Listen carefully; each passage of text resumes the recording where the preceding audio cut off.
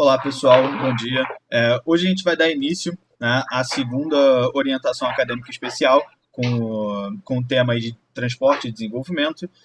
Espero que vocês interajam com a gente aí pelo chat ao longo do vídeo. Nós separamos alguns temas, né, que nós consideramos aí importantes relacionados a esse debate, né? Basicamente, a gente vai dividir, né, essa nossa conversa em 5 tópicos, né? A gente separou aqui um início debatendo a greve dos caminhoneiros, porque foi um fenômeno emblemático no Brasil. Imagino que está bem fresco na nossa memória, tem relativamente pouco tempo, aconteceu ali em maio de 2018. Né? Como não podia deixar de ser, a gente vai incluir um pouco a questão da pandemia aqui, não dá para deixar de trabalhar, dado o impacto que ela está tendo. Vamos discutir, obviamente, também a acessibilidade, né? Uma questão bastante crítica no transporte brasileiro, certo? E a gente vai fechar com um debate relacionado aí ao uso de combustíveis fósseis e alternativas relacionadas aí à manutenção do meio ambiente. Beleza, pessoal? Então, para mim, né, prometo que eu vou tomar cuidado para isso não ficar muito longo, né, vou tentar, não garanto nada, mas a gente começa, né, fazendo uma discussão bem direta a respeito do impacto da greve dos caminhoneiros que ocorreu aí entre os dias 21 e 30 de maio de 2018. Né? Quando a gente estava preparando a aula, até comentei com os colegas, né, que quando eu vi que foram apenas 9 dias de paralisação, chegou a dar um choque, porque o impacto na nossa realidade foi tão grande, mas tão grande, né, que parecia muito mais tempo. Agora, né, já tendo uma certa distância aí, que a gente vivenciou a situação, pareceu muito mais tempo.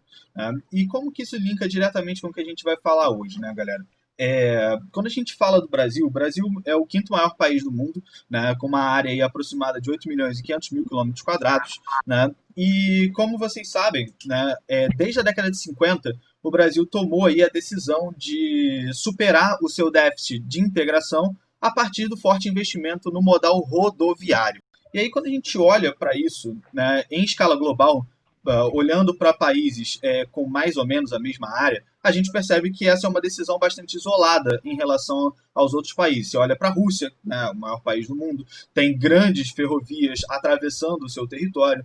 O processo de expansão dos Estados Unidos ele se deu através da construção de ferrovias. A gente vê até lá naquele Uma Noite no Museu, né, tem lá aquele bonequinho pequenininho do Owen Wilson, que faz justamente aquela cena dele dinamitando uma montanha para passar o trem.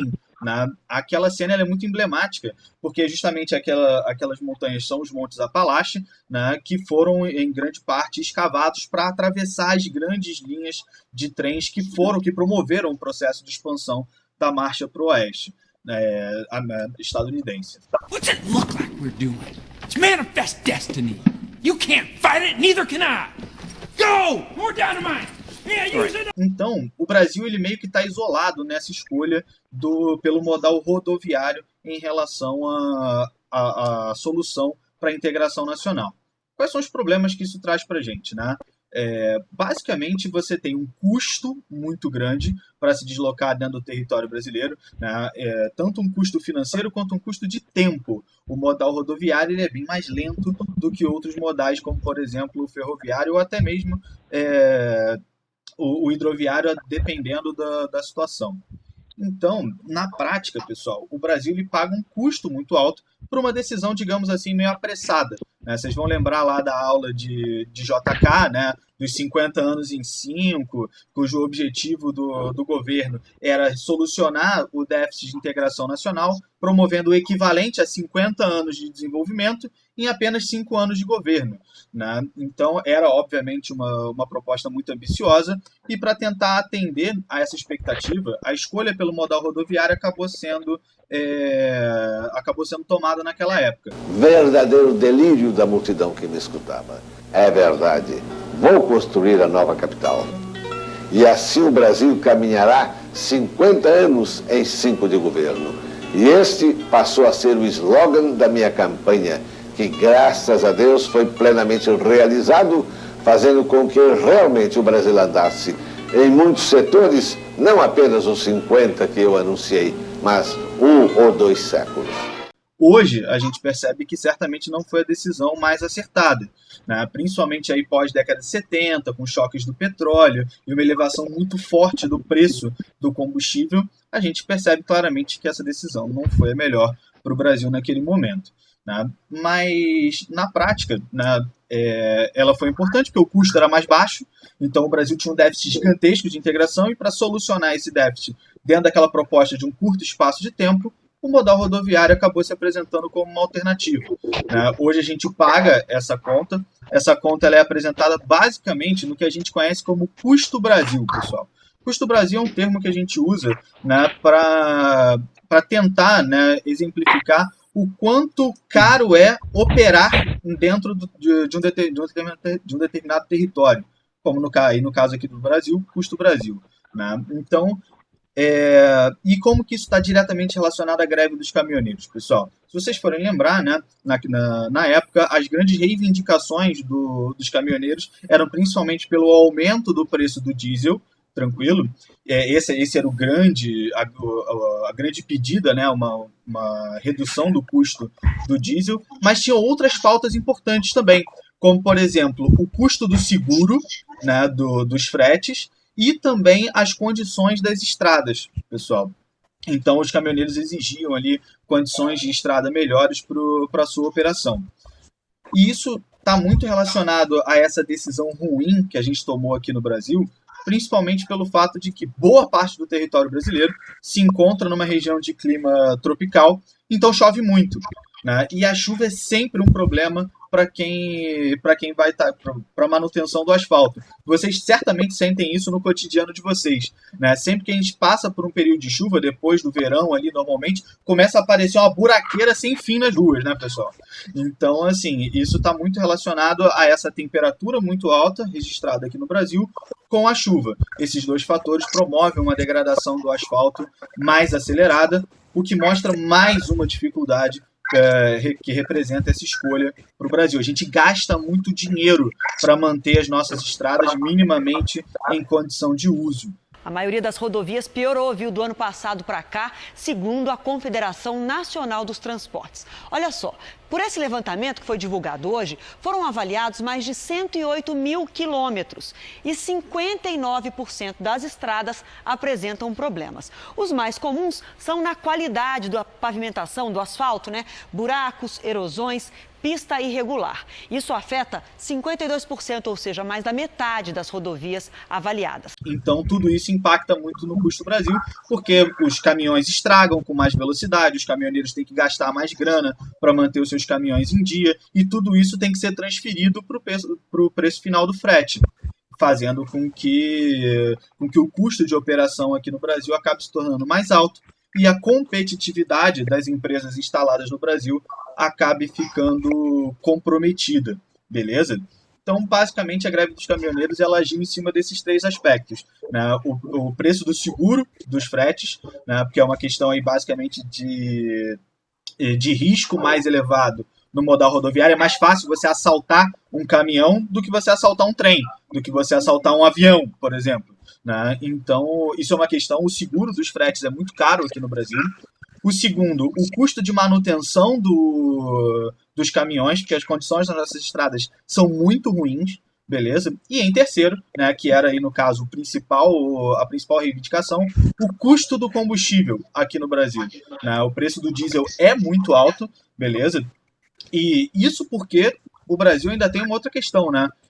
O fato de que o Brasil é o único lugar do mundo onde o diesel é mais barato que a gasolina. Né? Tradicionalmente, né, por uma questão de custo de produção, o diesel é mais caro do que a gasolina. Ele é um processo de refino. Aí a galera da Químico L provavelmente vai poder me ajudar nessa situação, mas ele naturalmente ele é mais caro.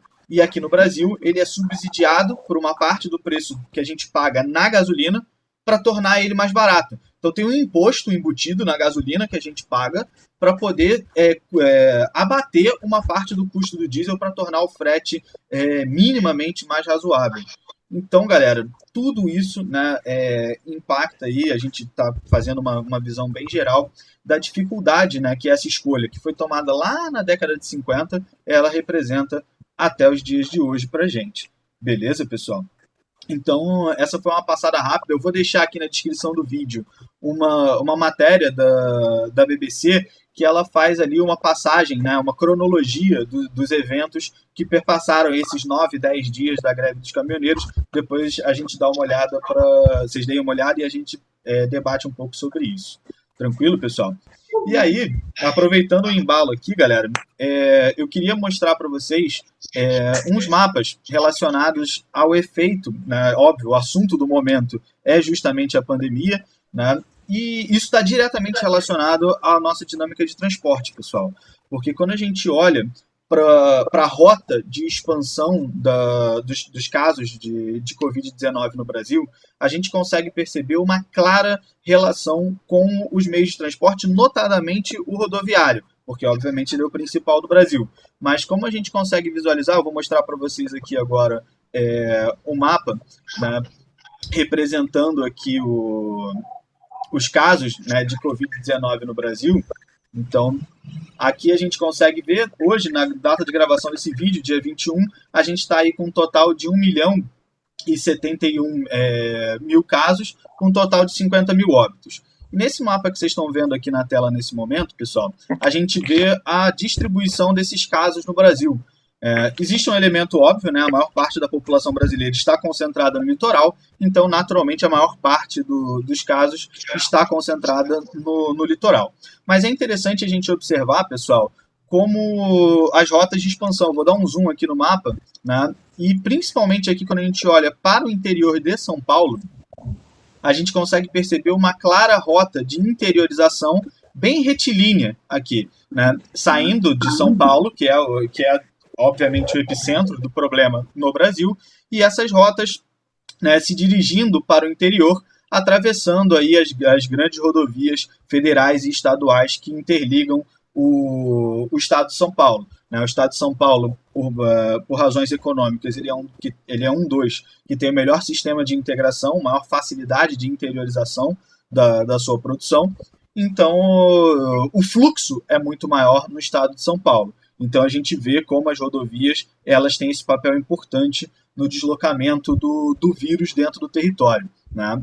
A gente percebe aqui claramente um eixo em direção à região norte, também aqui pelos eixos rodoviários que nascem de Brasília. Né? Vamos lembrar lá no projeto do JK, a expansão rodoviária teve em Brasília o seu ponto central e várias rodovias foram construídas a partir de Brasília. Né? E um outro ponto que eu queria destacar aqui por último, para não me alongar mais, é que não é só do eixo rodoviário que vive o transporte brasileiro e tampouco a expansão do coronavírus. Né? A gente percebe aqui no eixo amazônico, pessoal, do Rio Amazonas aqui, uma expansão bastante clara do vírus, né? Sendo que Manaus hoje é uma das situações mais problemáticas do Brasil. Tranquilo? E não por acaso, né? Manaus é a 7ª maior metrópole do Brasil. Eu não sei se a gente tem a real noção dessa dimensão de Manaus. A gente fica com essa impressão, às vezes, de que fica muito longe. Talvez a gente até lembre daquele comentário durante a Copa do Mundo, né, do técnico da seleção inglesa criticando o estádio em Manaus, falando que os jogadores iam ter que atravessar a floresta para jogar, né, demonstrando a total ignorância sobre o que é o território brasileiro e o que é a metrópole de Manaus, mas isso não vem ao caso nesse momento. Então, basicamente, a gente tem aqui o eixo amazônico, né, um eixo hidroviário importantíssimo no Brasil, que proporcionou aí esse deslocamento do vírus para o interior da Amazônia. Olá, gente, tudo bem? Então, como o Alessandro falou, eu vou falar sobre acessibilidade e transporte público. Primeiro, é importante, né, que a gente entenda um pouco o que vem a ser esse conceito de acessibilidade. Condição para utilização com segurança e autonomia total assistida nos espaços mobiliários e equipamentos urbanos, das edificações dos serviços de transporte por pessoa portadora de deficiência ou com mobilidade reduzida. Então, quando a gente fala sobre acessibilidade, a gente está falando disso, de viabilizar condições para a utilização de todo e qualquer bem público, e também de serviços como transporte público, que é o nosso foco nesse momento. Para fazer uma análise básica, eu destaco desse nosso decreto os adjuntos adverbiais, certo? Segurança e autonomia, que nesse contexto, para mim, nada tem de acessórios. São profundamente fundamentais para que a gente cobre ações efetivas do governo e também para que vejamos se, de fato, esses adjuntos adverbiais, segurança e autonomia, se apresentam reais, estão de acordo com o que está aqui no texto. Eu queria lançar uma pergunta assim para os alunos. Será que, de fato, se olharmos para o nosso cotidiano, o cotidiano do uso, né, dos nossos transportes públicos, as pessoas com necessidades de locomoção, será que elas encontram, de fato, uma segurança e autonomia na utilização dos meios de transporte? O direito de ir e vir sem quaisquer barreiras, entraves? Ora, nossas experiências apontam muitas vezes que não, certo? Então, assim, na aula de língua portuguesa, tendemos a analisar muitos gêneros textuais. Por isso que eu acho importante agora falarmos de um gênero chamado notícia, que todos conhecem, que pode representar uma pequena parte do que a gente vivencia cotidianamente, sobretudo as pessoas com mobilidade reduzida. A notícia tem o seguinte título: internauta flagra cadeirante tendo que rastejar para subir em ônibus no Piauí. Fazendo uma breve análise dessa notícia, o narrador jornal aqui, ele se apropria muito bem do termo rastejar, que nesse contexto, semanticamente, converge para uma imagem de animalização dessa mulher, que precisa se rastejar, se humilhar por conta do descaso dos serviços públicos, do descaso de empresários. Ela se vê num estado inumano. Então, assim, fazendo uma análise dessa notícia, dentro das possibilidades críticas de um jornal, a gente vê essa realidade, isso aqui como um exemplo do que vivenciamos cotidianamente. Isso acontece, essa notícia é do final de 2014, porque eu não achei notícias mais recentes. Isso acontece mesmo depois, tá, de um decreto presidencial feito em 2004, depois desse decreto, falar que em até 10 anos, ou seja, até 2014, todos os ônibus deveriam estar acessíveis, ok? De acordo com pesquisas, né, do IBGE, divulgadas em 2018, apenas 88% dos municípios que têm transporte por ônibus descumprem lei de acessibilidade. O IBGE também fez um levantamento por regiões, e o Nordeste, né, tem o maior percentual de frota acessível, o Nordeste, né? Eu não sei se está aí também. Região Nordeste, 56,6% dos municípios com frota sem adaptação para as pessoas com mobilidade reduzida, ou seja, a lei tem, mas cumpri-la já é uma outra história. Então, é um pouco triste, né? Infelizmente, o Nordeste sempre foi marcado pela questão da pobreza. Então, quanto mais pobre é uma localidade, mais ela também sofre com as questões do transporte público. Então, é apenas uma reflexão que eu gostaria de compartilhar com vocês para a gente ir pensando nessas questões, tá bom? Então, pessoal, acho que eu vou continuar a partir daqui. O meu nome é Cássia Regina, vocês me conhecem já. Então, eu queria falar com vocês sobre um tópico muito específico, que foi já no comecinho do texto, que é transporte e meio ambiente, e eu coloquei alguns pontos específicos. Eu vou falar sobre combustíveis fósseis e, especificamente, alguns malefícios que eles trazem. Então, eu vou ser bem breve. Um ponto que ele coloca no texto é o trânsito de veículos. Quando a gente já começa a pensar nos combustíveis, a gente tem que pensar no todo, quando a gente pensa não só nos combustíveis, mas toda essa cadeia do transporte, ela acaba prejudicando a gente de algum modo. Quando você pensa nos combustíveis fósseis, a gente tem aqueles subprodutos que são do petróleo e tudo mais, aqueles óleos que a gente coloca dentro do carro, o próprio combustível que vão vazando e com a chuva eles vão escoando ali por cima da estrada e acabam indo cair no corpo hídrico. Então a gente está prejudicando a nossa aguinha, que a gente mesmo depois tem que tratar para poder beber, fazendo esse tipo de coisa. Eu vou deixar para o Hélio dar umas alternativas para a gente, tá? É melhor isso. Mais uns tópicozinhos que estão mais relacionados com o veículo mesmo, com o automóvel, do que necessariamente com combustível. A gente tem os combustíveis porque a gente precisa utilizar eles nesse veículo. A quantidade grande da passagem de veículos pelas estradas, eles provocam algumas cicatrizes erosivas. Eu acho que a gente, aqui de Rio das Flores, consegue ver isso bem. A gente está com a estrada e a gente vê aqueles morrinhos bonitinhos. E algumas vezes a gente vê eles todos verdinhos, como eles são normalmente, e a gente vê alguns com uns taludes, assim, um chãozinho levantadinho, chãozinho levantadinho. Você precisa fazer isso porque anteriormente a passagem contínua ali de veículos fez algumas cicatrizes, ou seja, ele vai tremendo o chão e vai tremendo o morrinho que está do lado. E nisso você vai abrindo ali o solo, abrindo, e vai destruindo ele. Então, quando você já tem aquela camada de vegetação ali, ela já protege, mas quando ela não é capaz disso, o próprio governo vem e tal, e começa a fazer esse novo formato dessa geologia naquele ambiente que não é natural daquele lugar. Você acaba precisando tirar um pouco de solo, levar ele para algum canto, justamente porque você está utilizando muitos veículos ali naquela região. E se você for perceber ali mesmo, a gente tem um outro cara, que é a ferrovia, que faz algo muito diferente, consegue fazer muito melhor do que essa galera que está passando por ali, e que talvez não prejudique tanto nesse aspecto específico. Ele vai falar agora sobre outros que vão aparecer para a gente. Mas leiam um texto, porque nele vão ter muito mais tópicos que a gente pode anotar e levar para a redação ali na cabeça. Fala, pessoal.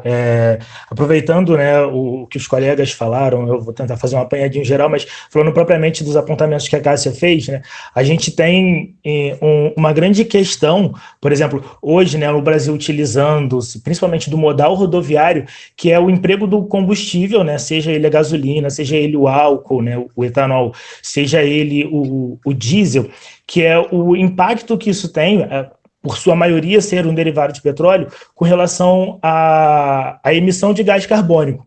Por mais que a gente tenha, né, um processo de fotossíntese a partir das plantas, na qual as plantas vão pegar esse gás carbônico, converter em oxigênio, e também nos materiais para o próprio metabolismo daquele vegetal, o combustível fóssil ele é um combustível que até então ele não está na nossa atmosfera. Ele, depois de milhares de anos, né, ele é recolhido do solo e aí, quando ele é queimado, ele é lançado na nossa atmosfera. Além disso, no Brasil nós temos uma grande questão que é a produção desses combustíveis não é refinada suficientemente para que nós tiremos dele, para que eles não tenham alguns compostos à base de enxofre e nitrogênio, que são muito impactantes para o meio ambiente no que concerne a chuva ácida. E aí isso começa a interagir com outras coisas do tecido social e ambiental pelo seguinte: o nosso modal rodoviário, por conta da cobertura, né, terrestre do asfalto, impermeabiliza uma grande porção de solo. Então nós temos um solo que ele acaba tendo menos penetração de água na sua maioria. Muitas vezes, né, a penetração de água arrasta partículas, né, que saem do desgaste, né, seja dos pneus, seja da própria rodovia, em material particulado, alguns particulados que ficam suspensos no ar, né, dadas as emissões. Todo mundo já viu um caminhão que deixa aquela fumaça escura, né, que se a gente não fechar a casa inteira, a casa parece que está pegando fogo.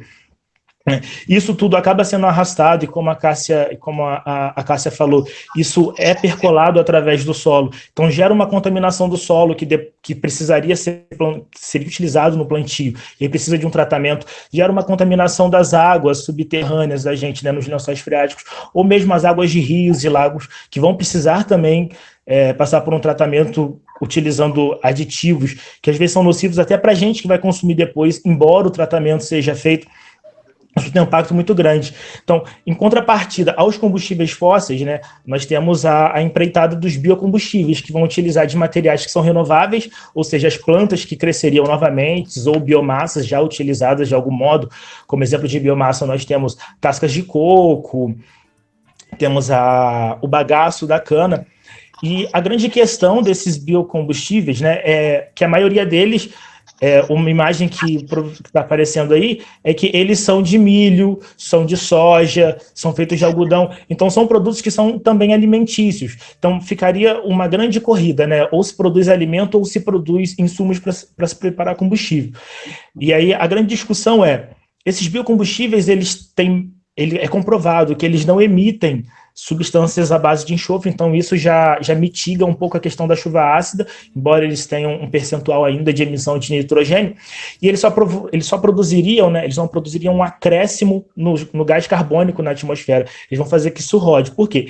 As plantas vão captar o gás carbônico da atmosfera e depois esse próprio gás carbônico vira combustível, depois que elas passam por um processo de fotossíntese, sua maturação, sua coleta e seu emprego. Pensando nessa possibilidade, a gente tem um grande problema no cenário nacional. A Agência Nacional de Petróleo, no ano de 2008, colocou que, o Alessandro bem falou a questão do diesel, né, e ele ser, né, no Brasil mais barato. Então, um dos planos da Agência Nacional de Petróleo é que até o ano de 2020 nós tivéssemos uma adição de biodiesel ao diesel que é utilizado comercial, num percentual maior do que a gente tem, ou seja, nós teríamos uma maior porção advinda de fontes renováveis e não de combustíveis fósseis. Isso para a gente seria muito interessante. A grande questão o maquinário existente no Brasil, as máquinas e motores, não queimam esse biodiesel de modo eficiente a utilizar 100% da sua capacidade energética. E algumas vezes, até a queima desse biocombustível, desse biodiesel, gera produtos que são subprodutos que chegam a ser prejudiciais à saúde humana e à saúde de animais de determinadas regiões, da maioria das regiões do país. Aí quando chega em 2018, que nós temos aquela situação da greve, né, e aí até mesmo uma dos assinados ao final da greve foi que o combustível ficaria mais barato, uma diminuição no preço dele, é necessário que se tenha mais combustível até mesmo para fornecer ele com um valor menor, né? E aí a gente entra naquela relação da oferta e procura. Falando, né, de como isso chega para a gente, como esses combustíveis são distribuídos. E isso tudo vai dialogar muito com a questão da acessibilidade, porque a maior parte dos ônibus se utiliza de diesel. E aí, quando a gente tem a greve, nós temos uma redução na frota de ônibus, nós temos uma redução na circulação de pessoas que oferecem serviços, nós temos um inchaço nos ônibus, nos transportes coletivos. Isso é um grande problema para as pessoas que têm a mobilidade, que têm a sua movimentação reduzida por deficiências, como o caso de cadeirantes, muletantes, entre outras questões. Isso vai esbarrar no que a Lu falou sobre acessibilidade.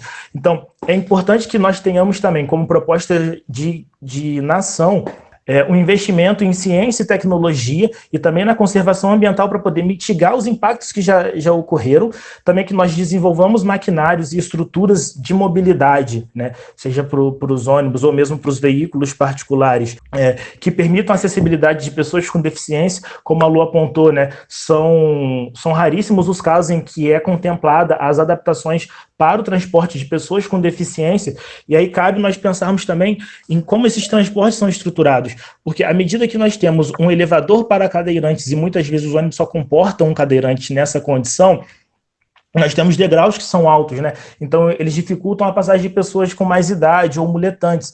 Então, pensar até mesmo em maquinários, né? Numa estrutura de ônibus que talvez tenha o piso mais baixo, que comporte mais pessoas cadeirantes, que comporte pessoas em condição de mobilidade reduzida. E que se estruture as cidades também, né? E aí, em alguns casos, né, conversem com diversos modais, como cidades como Rio de Janeiro, que tem o metrô, tem o trem e tem ônibus, para possibilitar o transporte das pessoas, a mobilidade de serviços, a mobilidade também de produtos com o menor impacto possível. E assim permitir também até mesmo o acesso à cidade, o direito à cidade, porque pessoas com mobilidade reduzida já ficam limitadas. Se o transporte não permite a acessibilidade, é cerceado até os espaços da cidade na qual elas vivem, que elas vão acessar. Por exemplo, a chegada de sujeitos à praia. Nos fins de semana de verão, milhares de cariocas saem de suas casas nos mais distantes subúrbios em busca de um lazer barato, divertido e que é a cara do Rio, a praia. Eu pego 3 conduções, né? Pego 2 ônibus e um trem. A viagem dura no mínimo 1 hora. Todos estão conscientes de que a praia ainda está bem longe. Agora é hora do salve-se quem puder. O que importa é conseguir um lugar ao sol. Ou melhor, um lugar no ônibus.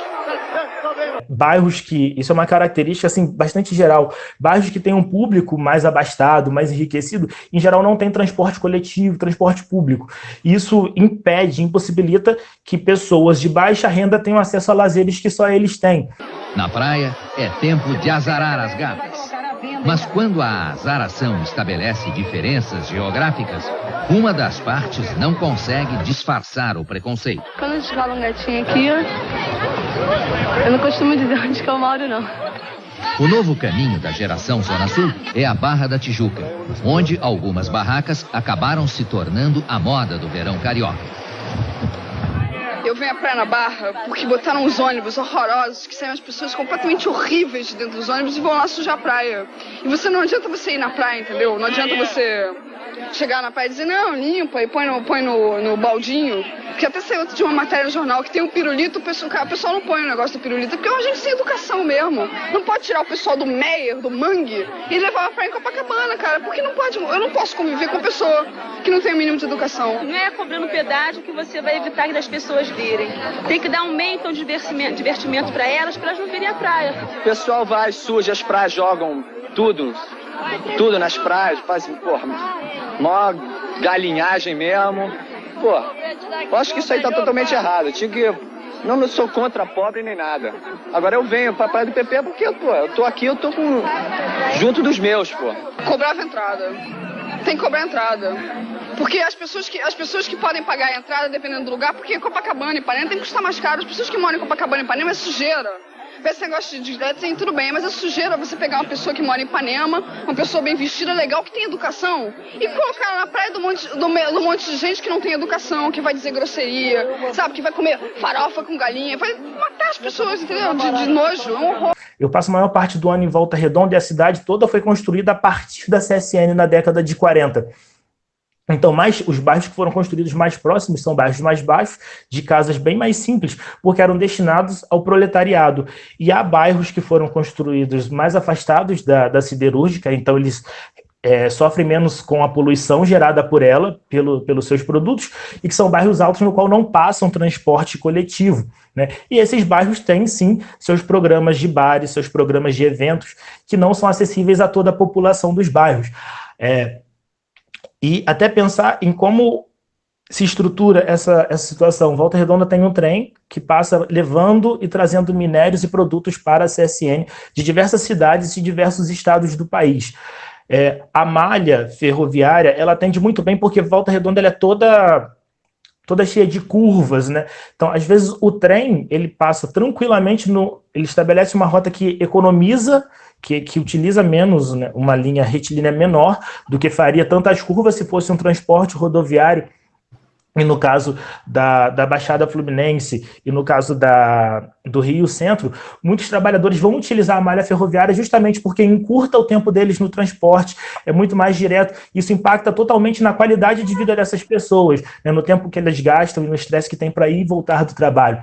Então, é importante que a gente estude e pense nessas possibilidades e alternativas, né? Seja com relação aos combustíveis que são empregados, seja com relação ao emprego e investimento, no desenvolvimento de ciência e na mitigação ambiental dos impactos que já foram gerados, até para que não se gere mais, e também pensar naquilo que os transportes possibilitam, enquanto desenvolvimento e também no bem-estar, lazer, que são direitos dos seres humanos.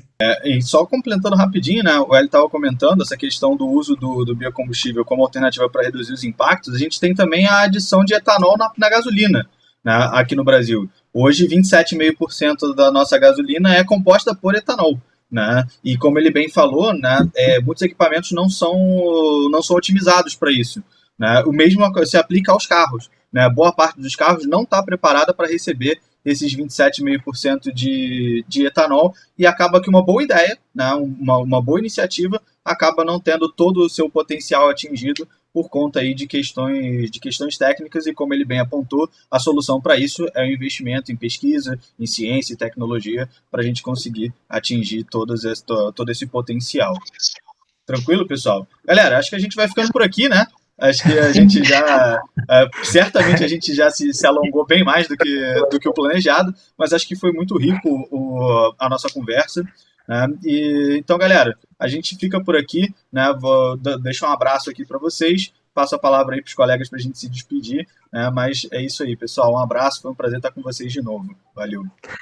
Pessoal, a gente quer agradecer muito vocês que ficaram até aqui, né, que a gente quer desejar, a gente sabe que a situação está difícil, mas que vocês continuem estudando bastante, por mais que os comércios estejam reabrindo, que vocês avaliem com consciência, né, essa saída de vocês, se ela for de fato necessária, se não, e que vocês tomem bastante cuidado. Pessoal, eu agradeço por esse momento, por ter compartilhado aqui com vocês um pouquinho daquilo que preparei. Espero que vocês tenham gostado de tudo que fizemos com muito amor e carinho, tá? Em breve estaremos juntos. Tá. Bem, pessoal, eu não tenho muito o que falar também. Espero que estejam todos bem. Para aqueles que, por algum motivo, perderam algum parente, alguma coisa assim, a gente deixa aqui a nossa solidariedade. E fique em casa. Beijo.